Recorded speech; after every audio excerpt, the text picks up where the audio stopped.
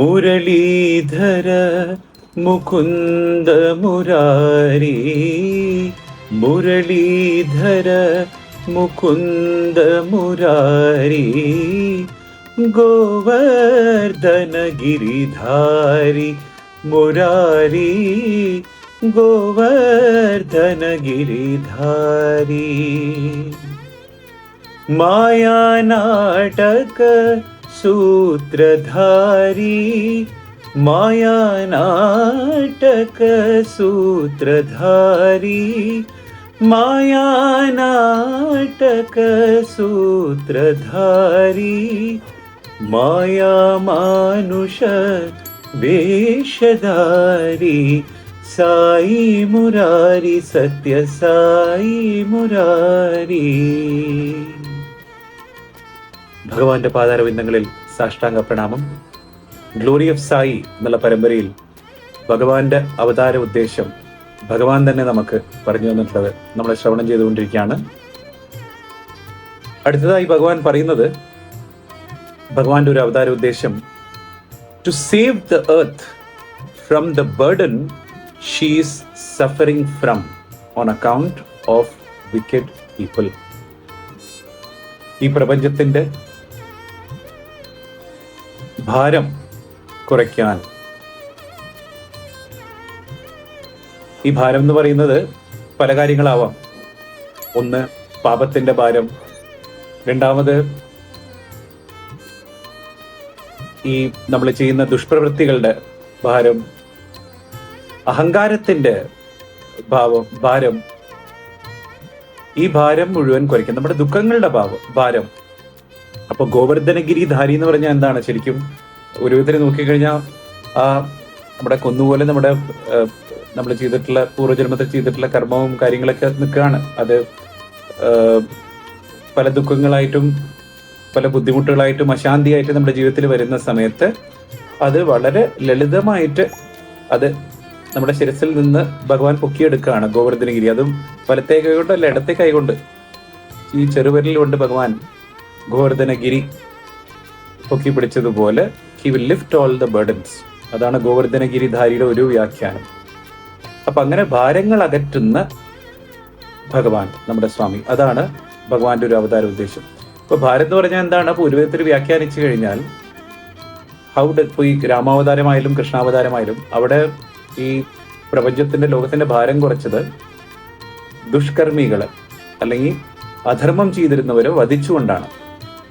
അതപ്പോ സാധ്യമായിരുന്നു. തന്നെ ഭഗവാൻ എപ്പോഴും പറയും, നമ്മുടെ സത്യുഗത്തിൽ നോക്കിക്കഴിഞ്ഞാൽ ഈ ദുഷ്കർമ്മം സത്കർമ്മം, ഈ നല്ലവരും നല്ലതല്ലാത്തവരും എവിടെയായിരുന്നു? രണ്ട് ലോകങ്ങളിലായിരുന്നു അല്ലെ? ദേവലോകം അസുരലോകം, രണ്ട് ലോകത്തിലായിരുന്നു. അത് തന്നെ ത്രേതായുഗത്തിലേക്ക് വന്നപ്പോ രണ്ടുപേരും ഒരേ ലോകത്തിലായി, ഭൂലോകത്തിലായി. പക്ഷെ രണ്ട് രാജ്യങ്ങളിലായിരുന്നു അല്ലെ? രാവണൻ, ശ്രീരാമൻ. ഇത് തന്നെ ത്രേതായുഗത്തിൽ എടുത്തു കഴിഞ്ഞാൽ രണ്ടുപേരും ഒരു കുടുംബത്തിൽ തന്നെയായി, പാണ്ഡവന്മാരും കൗരവന്മാരും. ഭഗവാൻ പറയാണ്, കലിയുഗത്തില് ഇത് രണ്ടും ഈ നല്ലതും ചീത്തയും രണ്ടും ഉള്ളത് ഒരാളിൽ തന്നെയാണ്, ഒരു വ്യക്തിയിൽ തന്നെയാണ്. അപ്പൊ സംഹരിച്ചുകൊണ്ട് ധർമ്മം പുനഃസ്ഥാപിക്കാൻ പറ്റില്ല. അപ്പൊ ഭഗവാൻ ചെയ്യുന്നത് എന്താ വെച്ച് കഴിഞ്ഞാൽ നമ്മളിലുള്ള ആ ദുഷ്പ്രവണതകള് ഭഗവാൻ അകറ്റുകയാണ്. അപ്പൊ അഹങ്കാരം എന്നുള്ള ഭാരം നമ്മുടെ മനസ്സിൽ നിന്ന് തന്നെ ഭഗവാൻ അകറ്റും. അങ്ങനെ അകറ്റലാണ് ഭഗവാന്റെ ഒരു അവതാര ഉദ്ദേശം എന്ന് ഭഗവാൻ പറയാണ്. ഒരു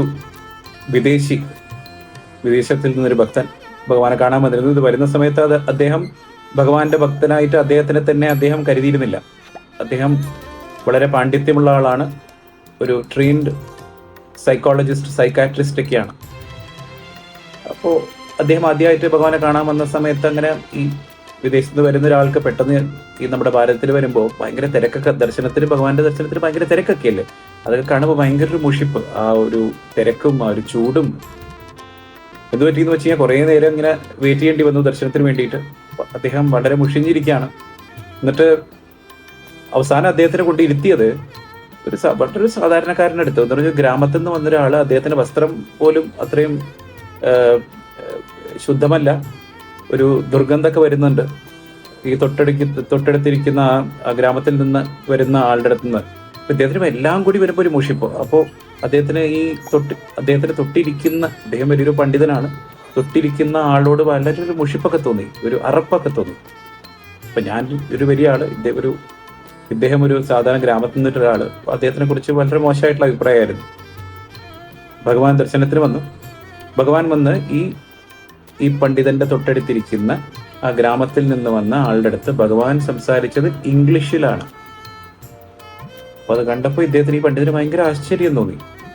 ഭഗവാൻ ഇംഗ്ലീഷിൽ സംസാരിച്ചത് മാത്രമല്ല, വളരെ മനോഹരമായ ഇംഗ്ലീഷിൽ ഈ ഗ്രാമത്തിൽ നിന്ന് വന്ന വ്യക്തി ഉത്തരം പറയുന്നുണ്ട്. ഇത് മുഴുവൻ ഇങ്ങനെ അത്ഭുതത്തോടെ ഈ പണ്ഡിതൻ ഇങ്ങനെ കണ്ടുകൊണ്ടിരിക്കുകയാണ്. അവസാനം എന്ത് പറ്റിയെന്ന് വെച്ചാൽ അദ്ദേഹത്തിന് ഭയങ്കര മനസ്താപം തോന്നി. കാരണം ഈ തൊട്ട് അടുത്തിരിക്കുന്ന ആളോട് ഭയങ്കര അറപ്പും ഒരു അപമര്യാദ കാണിച്ചില്ലെങ്കിലും അദ്ദേഹത്തിന്റെ മനസ്സിൽ തോന്നിയല്ലോ. അപ്പൊ ഭയങ്കര ഒരു ഗിൽറ്റ് ഫീൽ ചെയ്തതുകൊണ്ട്, വിഷമം ഫീൽ ചെയ്തതുകൊണ്ട്, പശ്ചാത്താപം തോന്നിയതുകൊണ്ട് എന്ത് ചെയ്തു എന്ന് വെച്ച് കഴിഞ്ഞാൽ, ദർശനം കഴിഞ്ഞിട്ട് ഈ വ്യക്തിയെടുത്ത് പോയിട്ട് അദ്ദേഹം ഇംഗ്ലീഷിൽ പറഞ്ഞു, sir, I M so sorry, വളരെ എന്നെ ക്ഷമിക്കണം, നിങ്ങൾക്കൊന്നും അറിയില്ല, നിങ്ങളുടെ സാധാരണക്കാരനാണെന്ന് ഞാൻ വിചാരിച്ചത്, നിങ്ങൾ മനോഹരമായിട്ട് ഇംഗ്ലീഷിൽ സംസാരിച്ചു ഭഗവാന്റെ അടുത്ത് എന്നൊക്കെ പറഞ്ഞപ്പോൾ അദ്ദേഹം ഈ ഗ്രാമത്തിൽ നിന്ന് വന്ന ആൾ ഒന്നും മനസ്സിലാവാണ്ട് നിൽക്കുകയാണ്. അപ്പൊ തൊട്ടടുത്ത് നിൽക്കുന്ന ഒരു സേവാദാൾ പെട്ടെന്ന് വന്നിട്ട് പറഞ്ഞു, സർ, ഇദ്ദേഹത്തിന് ഇംഗ്ലീഷ് മനസ്സിലാവില്ല. പറഞ്ഞു, അല്ല, ഇപ്പൊ ഞാൻ ഭഗവാൻ ദർശനത്തിന് വന്നു, ഇംഗ്ലീഷ് സംസാരിച്ചു, ഞാനത് കേട്ടതാണല്ലോ എന്ന് പറഞ്ഞപ്പോ ആ സേവാദാൾ പറയണം, അല്ല സർ, ഭഗവാൻ സംസാരിച്ചത് തെലുങ്കിലാണ്, ഇദ്ദേഹം ഉത്തരം നൽകിയതും തെലുങ്കിലാണ്, ഈ ഗ്രാമത്തിൽ നിന്ന് വന്ന ആള്. പക്ഷെ ഇത് രണ്ടും ഈ പണ്ഡിതന് കേട്ടത് ഇംഗ്ലീഷിലാണ്, ഒരു ലൈവ് ട്രാൻസ്ലേഷൻ ആയിട്ട് കേട്ടതാണ്. അപ്പോൾ ആ ഭഗവാന്റെ ഒരു മഹാത്മ്യം ആലോചിച്ച് നോക്കൂ. അപ്പോൾ ആ ഒരു എക്സ്പീരിയൻസിലൂടെ ഇദ്ദേഹത്തിന്റെ ആ ഒരു അഹന്ത എന്നുള്ള ഭാരം ഭഗവാൻ അകറ്റി. അത് ഇദ്ദേഹം ഒരു ഉദാഹരണം മാത്രമാണ്. നമ്മുടെ നമ്മുടെ മനസ്സിൽ ആധ്യാത്മിക തലത്തിൽ നമ്മൾ പുരോഗമിക്കാൻ ശ്രമിക്കുന്ന സമയത്ത് അഹന്ത അല്ലെങ്കിൽ ഈഗോ എന്നുള്ളൊരു ഭാരം നമ്മുടെ മനസ്സിൽ നിന്ന് ഭഗവാൻ ഉന്മൂലനം ചെയ്യും. അതാണ് ഭഗവാന്റെ അവതാര ഉദ്ദേശം എന്ന് ഭഗവാൻ പറയുന്നു. ആ ഒരു ഭഗവാന്റെ സാന്നിധ്യത്തിലാണ് നമ്മളുള്ളത്. ഭഗവാന്റെ കാരുണ്യത്താൽ നമ്മുടെ മനസ്സിലുള്ള അഹങ്കാരം, അഹന്ത എല്ലാം അകലട്ടെ എന്ന് പ്രാർത്ഥിച്ചുകൊണ്ട് പറഞ്ഞ വാക്കുകൾ സ്വാമിയുടെ പാതാരബിന്ദത്തിൽ സമർപ്പിക്കുകയാണ്. ജയ സായിരാം.